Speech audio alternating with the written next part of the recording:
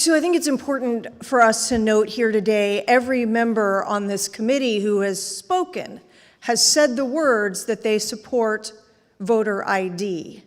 But yet only some of the members on the committee actually support the underlying bill that would define that and require it in federal elections. So the key issue is really this. It's how do we define what a voter ID is? And for clarity, I think that it's important we spend a little time there. The amendment that we're discussing right now would include not just a driver's license, not just a state-issued ID, not just a passport, but it would also include things like a valid debit card, or a valid utility bill, or a health insurance card. And so where the disagreement lies in this committee between the Republicans that are here and the Democrats is whether those types of documents are sufficient to verify identity when going to the polls. And so, I think as the chairman started today, we ask ourselves these questions. Will TSA accept my utility bill? Can I buy beer with my health insurance card? Unequivocally, no. And no one in America would suggest to us that it should be so.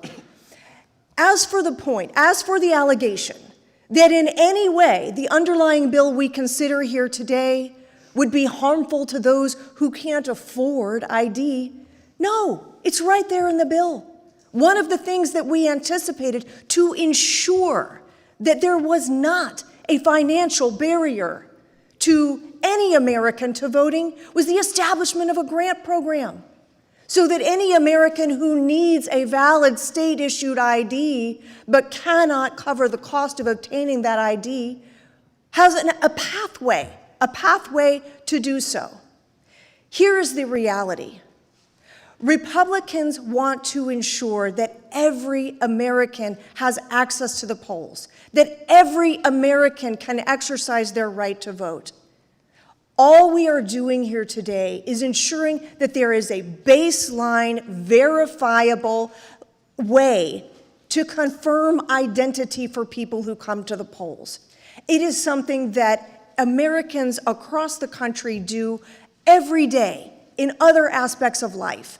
And bringing that baseline common sense level of integrity and reliability to the IDs that we use at the polls is not making it difficult to vote.